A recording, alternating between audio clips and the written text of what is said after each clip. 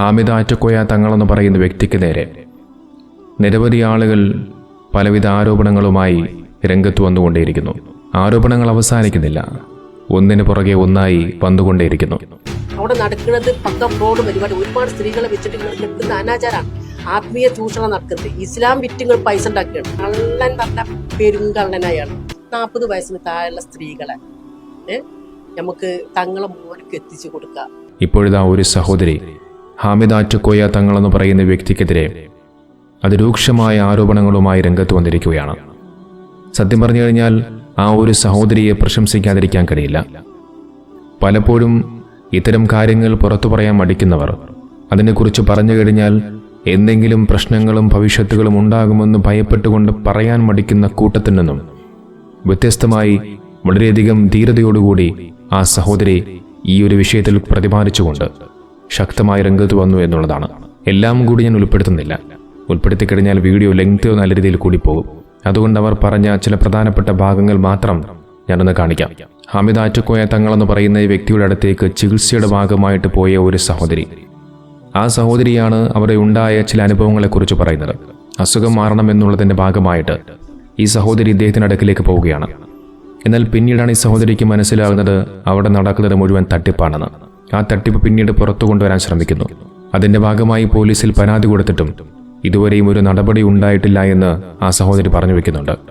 സ്റ്റേഷനിൽ വീണ്ടും ഞാനൊരു പരാതി കൊടുത്തിട്ട് ഒരു കാര്യമില്ല എന്ന് എനിക്കറിയാം. ഞാൻ എന്ത് ചെയ്തു, നേരെ പാലക്കാട് പരാതി കൊടുത്തു. ഞാൻ അവിടെ പരാതി കൊടുത്ത് റെസിപ്റ്റ് ഒക്കെ ഉണ്ട്. ഞാൻ പരാതി കൊടുത്ത് ഈ പരാതി അവർ സ്വീകരിച്ചു. എനിക്ക് റെസിപ്റ്റ് തന്നു. എന്നോട് പറഞ്ഞ് 2 ദിവസത്തിനുള്ളിൽ നാട്ടുകൽ സ്റ്റേഷനിൽ നിങ്ങളെ വിളിക്കുന്നത്. അങ്ങനെ ഒരുപാട് പരാതി ഇയാൾ പേരിലുണ്ട്.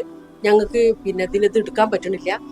മുസ്ലിം സമൂഹത്തിന്റെ ഒരു കാര്യം ആയതുകൊണ്ട് ഞങ്ങൾക്ക് ഇത് മതസ്പർദ്ധ വരുത്തുന്ന പരിപാടികളൊക്കെ ആയതുകൊണ്ട് പ്രശ്നങ്ങളാവും. ഇതിൽ ആ സ്ത്രീ പറയുന്നുണ്ട്, ഇദ്ദേഹവുമായി ബന്ധപ്പെട്ടുകൊണ്ട് ഇദ്ദേഹത്തിന്റെ തട്ടിപ്പിനെതിരെ പോലീസിൽ പരാതി കൊടുത്തു എന്ന്. ഇതിനു മുമ്പ് ഈ ഹാമിദ് ആറ്റക്കോയ തങ്ങളെന്ന് പറയുന്ന വ്യക്തി ഒരു വീഡിയോയിൽ പറയുന്നുണ്ട്, എനിക്കെതിരെ എവിടെയെങ്കിലും ഒരു പരാതി നിങ്ങൾക്ക് കാണിക്കാൻ പറ്റുമോ എന്ന്. കണ്ടില്ലേ പരാതി കൊടുത്തിട്ടും ഇതുവരെയും ഒരു നടപടി ഉണ്ടായില്ല എന്നുള്ളതാണ്. ഇതുപോലെ എത്രയെത്ര സ്ത്രീകളുണ്ടാവും പറ്റിക്കപ്പെട്ടവർ. എത്രയെത്ര പേർ പരാതി കൊടുത്തിട്ടും ആ ഒരു നടപടിയും ഉണ്ടാകാതെ ഇതുപോലെ മാധ്യമങ്ങൾക്ക് മുമ്പിൽ വന്നുകൊണ്ട് ധൈര്യത്തോടുകൂടി പറയാൻ ഭയപ്പെട്ടിരിക്കുന്ന എത്രയെത്ര സ്ത്രീകളുണ്ടാകും. ഇതിൽ ഈ സഹോദരി പറഞ്ഞു വയ്ക്കുന്ന എല്ലാവരും മനസ്സിലാക്കേണ്ട, പ്രത്യേകിച്ച് സ്ത്രീകൾ മനസ്സിലാക്കേണ്ട പ്രധാനപ്പെട്ട ഒരു പോയിന്റ് ഉണ്ട്. നിങ്ങളൊന്ന് കേട്ടു നോക്കൂ. ഈ ചൂഷണം ചെയ്യുന്ന ആത്മീയ ചൂഷണത്തിന്, ഈ തട്ടിപ്പിനെതിരെ ഒരുപാട് സ്ത്രീകൾ അവിടെ ചെന്നിട്ട് ചൂഷണത്തിന് ഇരയാവുണ്ട്. അയാളൊരു രോഗിയാണ്. എന്തുകൊണ്ട് അയാൾക്ക് സ്വയം ചികിത്സിക്കാൻ പറ്റുന്നില്ല? അയാളെ ഷുഗർ വന്നിട്ട് അയാൾക്ക് മുറിവ് പറ്റിയിട്ടിരിക്കണ മനുഷ്യൻ. പിന്നെ അയാളെ അനിയന്റെ മകൻ സീരിയസ് ആയിട്ട് ഹോസ്പിറ്റലിൽ അഡ്മിറ്റാണ്. ഇത് അവർക്കൊക്കെ ഹോസ്പിറ്റലും അതിക്കൊക്കെ ആയിട്ട് മുൻകെട്ടിട്ട് അവർ ഹോസ്പിറ്റൽ ചികിത്സക്കൊക്കെ പോവാ. മറ്റുള്ളവരെ ഞങ്ങൾ ചികിത്സിച്ച് മാറ്റി നിറഞ്ഞിട്ട് പോവാ. കണ്ടില്ലേ, അദ്ദേഹം ഒരു രോഗിയാണെന്ന് ആ സ്ത്രീ പറയുകയാണ്. അതോടൊപ്പം അദ്ദേഹത്തിന്റെ അനുജന്റെ കുഞ്ഞിനും രോഗമായി ഹോസ്പിറ്റലിൽ ചികിത്സയിൽ കഴിയുന്നുവെന്നും അവർ പറയുന്നുണ്ട്. ഈ ഹാമിദ് ആറ്റക്കോയ തങ്ങളെന്ന് പറയുന്ന വ്യക്തി പറഞ്ഞതായി ഞാനും കേട്ടതാണ്. അദ്ദേഹത്തിന്റെ അനിയന്റെ കുഞ്ഞിനെന്തോ അസുഖമായി ഹോസ്പിറ്റലിലാണ് എന്നുള്ളത്. മറ്റുള്ളവരുടെ അസുഖങ്ങളും പ്രയാസങ്ങളും മാറ്റിയെന്ന് സ്വയം അവകാശപ്പെടുന്ന ആ വ്യക്തിക്ക് എന്തുകൊണ്ട് തന്റെ സ്വന്തം അനുജന്റെ കുഞ്ഞിന്റെ രോഗം മാറ്റാൻ സാധിക്കുന്നില്ല? ഇപ്പോഴും നേരം വെളുക്കാത്ത ചില ആളുകൾ അത് ചിന്തിക്കുന്നു പോലുമില്ല. ഇദ്ദേഹത്തിന്റെ ചികിത്സയ്ക്ക് ഫലമുണ്ടായി എന്ന് മറ്റുള്ളവരെ പറഞ്ഞു വിശ്വസിപ്പിക്കാൻ മാത്രമായി പല സ്ത്രീകളും പ്രവർത്തിക്കുന്നുണ്ട് എന്നുള്ളതാണ്. അതിന് ഭാഗമായി അവർക്ക് 30,000 രൂപയോളം കാശും ഈ വ്യക്തി കൊടുക്കുന്നുണ്ട് എന്നുള്ളതാണ്. അവർ പറഞ്ഞു, ഞങ്ങൾ ഈ വയസ്സിൽ ഞങ്ങൾക്ക് 30,000 രൂപ സമ്പാദിച്ചവർ. എങ്ങനെയെന്നറിയാം? ഈ ഫണ്ടിൽ, ഇതായത് ഇയാളെ കൊണ്ട് ചികിത്സക്ക് ഫലം കിട്ടിയെന്ന് മാസ്ക് കെട്ടിയിട്ട് അയാൾക്ക് ചെല്ലാൻ പാടുള്ളൂ.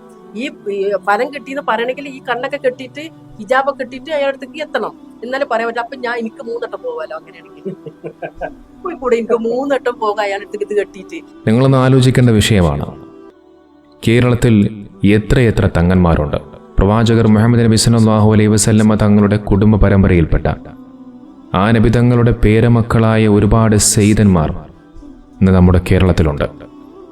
ജിഫ്രി മുത്തുക്കോയ തങ്ങൾ, ഉള്ളാളം തങ്ങൾ, ഖലീൽ ബുഖാരി തങ്ങൾ, പാണക്കാട് തങ്ങൾ, അങ്ങനെ നിരവധി തങ്ങന്മാർ നമ്മുടെ കേരളത്തിലുണ്ട്. എന്നാൽ ഈ തങ്ങന്മാർക്കെതിരെ ഒന്നുമില്ലാത്ത ആരോപണങ്ങളാണ് ഈ ഹാമിദ് ആറ്റക്കോയ തങ്ങളെന്ന് സ്വയം വിശേഷിപ്പിക്കുന്ന ഈ വ്യക്തിക്ക് നേരെ ദിനം പ്രതി വന്നുകൊണ്ടേയിരിക്കുന്നത്. ആ വ്യക്തി കാണിക്കുന്ന ഓരോ അനാചാരങ്ങൾ, ആ വ്യക്തിയുടെ പെരുമാറ്റങ്ങൾ, സ്വഭാവങ്ങൾ, സംസാര ശൈലികൾ, അവയെല്ലാം ഒരിക്കലും ഒരു തങ്ങൾക്ക് യോജിച്ച ഒരു കാര്യമല്ല. കൊടിമരം പോലെയുള്ള ഇസ്ലാമിൽ നടക്കാത്ത പലവിധത്തിലുള്ള ആത്മീയ ചൂഷണങ്ങൾ നടത്തുക, അള്ളാഹുവിൻ്റെ ഖുർആൻ പോലും തെറ്റിച്ചോതിയിട്ട് അതിന് ന്യായീകരണമായി പറയുന്നത് അത് ട്രോളന്മാർക്ക് ട്രോളാൻ വേണ്ടി ഇട്ടുകൊടുത്തതാണ് എന്ന് പറയുന്ന വ്യക്തി, തനിക്കെതിരെ ആരെങ്കിലും ശബ്ദിച്ചു കഴിഞ്ഞാൽ, സംസാരിച്ചു കഴിഞ്ഞാൽ ആ വ്യക്തിയെ അതിമോശമായി കൊണ്ട് ചീത്ത വിളിക്കുകയും സംസാരിക്കുകയും ചെയ്യുന്നൊരു വ്യക്തി. ഇത്തരത്തിലുള്ള നിരവധി കാരണങ്ങൾ കൊണ്ട് തന്നെയാണ് എല്ലാ വ്യക്തികളും ഇദ്ദേഹത്തിനെതിരെ ഒറ്റക്കെട്ടായ രംഗത്ത് വരുന്നത്.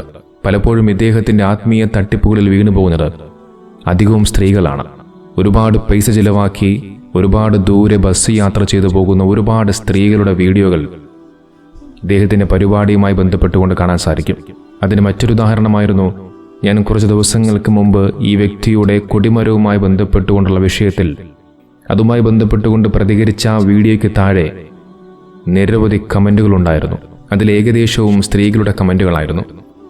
ഞങ്ങളുടെ തങ്ങളുപ്പാപ്പയെ ഒന്നും പറയരുത്, അങ്ങനെയാണ് ഇങ്ങനെയാണെന്നൊക്കെ പറഞ്ഞുകൊണ്ട് സ്ത്രീകളുടെ നിരവധി കമൻറ്റുകൾ. അതിൽ നിന്നും എനിക്ക് ഏകദേശം കാര്യങ്ങൾ മനസ്സിലായി.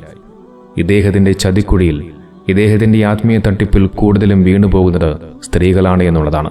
ഇദ്ദേഹം നടത്തുന്ന പല ആത്മീയ ചികിത്സയുടെ പേരിൽ ഒരുപാട് കാശുകൾ, പൈസകൾ കൊണ്ട് ഈ സ്ത്രീകൾ കൊണ്ട് ഈ വ്യക്തിയുടെ കയ്യിലേക്ക് ഏൽപ്പിക്കുകയാണ്. തൻ്റെ ഭർത്താവ് വളരെയധികം കഷ്ടപ്പെട്ട് അധ്വാനിച്ച് ഒരുപാട് ബുദ്ധിമുട്ടുണ്ടാക്കിയ പൈസയൊക്കെയാണ് ഇത്തരം ആളുകളുടെ കയ്യിലേക്ക് കൊണ്ട് ഏൽപ്പിക്കുന്നത്. ഒരുപക്ഷെ ആ കഷ്ടപ്പെട്ട വ്യക്തി പ്രവാസിയായിരിക്കാം, അല്ലെങ്കിൽ ദൈനംദിന കൂലിക്ക് വേണ്ടി കഷ്ടപ്പെടുന്ന ഒരു പാവപ്പെട്ട മനുഷ്യൻ്റെ പണമായിരിക്കാം. ആ കോടിക്കണക്കിന് രൂപയിൽ നിന്നും കുറച്ചു പൈസ എടുത്ത് ആർക്കെങ്കിലുമൊക്കെ സഹായിച്ചു കഴിഞ്ഞാൽ ആ വ്യക്തി എങ്ങനെയാണ് നല്ല മനുഷ്യനാവുക? ഈ വ്യക്തിയെക്കുറിച്ച് പറയുമ്പോൾ എല്ലാ ആളുകളും പറയുന്നൊരു പ്രധാനപ്പെട്ടൊരു കാര്യമുണ്ട്. അദ്ദേഹം എല്ലാ പാവപ്പെട്ടവരെയും എല്ലാ ആളുകളെയും സഹായിക്കുന്ന ഒരു വ്യക്തിയാണ്. ഒരുപാട് യതീമായ മക്കളെ സഹായിക്കുന്ന വ്യക്തിയാണ്. ഒരുപാട് കല്യാണങ്ങളൊക്കെ കഴിപ്പിച്ചു കൊടുത്ത വ്യക്തിയാണെന്നൊക്കെ. അത്തരം കാര്യങ്ങളും സഹായങ്ങളും ചെയ്തത് ആ മനുഷ്യൻ്റെ പണം കൊണ്ടാണോ? ഒരിക്കലുമല്ല. അത് അദ്ദേഹത്തിൻ്റെ പണം കൊണ്ടോ അല്ലെങ്കിൽ അദ്ദേഹത്തിൻ്റെ കുടുംബസ്വത്തിൽ നിന്നെടുത്ത പണം കൊണ്ടോ ഒന്നുമല്ല. നേരെ മറിച്ച് പാവപ്പെട്ട ജനങ്ങളുടെ പൈസകൾ, ഇത്തരത്തിൽ ആളുകൾ കൊടുക്കുന്ന പൈസ കൊണ്ട് തന്നെയാണ് ആ വ്യക്തി ആ കാര്യങ്ങൾ ചെയ്തു കൂട്ടുന്നത്. ഇദ്ദേഹത്തെ ന്യായീകരിക്കുന്ന ഇപ്പോഴും നേരം വെളുക്കാത്ത ചില ആളുകളുടെ അത്തരമൊരു സംസാരങ്ങൾ കേട്ടുകഴിഞ്ഞാൽ തോന്നും അത് അദ്ദേഹത്തിൻ്റെ പോക്കറ്റിൽ നിന്നും അതുമല്ലെങ്കിൽ അദ്ദേഹത്തിൻ്റെ കുടുംബ സ്വത്തിൽ നിന്നും എടുത്ത് സഹായിച്ചതുപോലെയാണ് എന്നാണ്. ഇദ്ദേഹത്തിൻ്റെ കൈകളിലേക്ക് 1 കോടി രൂപ സഹായം എത്തിയെന്ന് വിചാരിക്കുക. ആ 1 കോടി രൂപയിൽ നിന്നും ഒരു 50 ലക്ഷം പോട്ടെ, ഒരു 75 ലക്ഷം രൂപയെടുത്ത് ഇദ്ദേഹം നല്ല കാര്യങ്ങൾക്ക് വേണ്ടി പ്രവർത്തിച്ചു എന്ന് കരുതുക. എന്നാൽ പോലും അയാളുടെ കയ്യിൽ ബാക്കി 25 ലക്ഷം രൂപയുണ്ട്.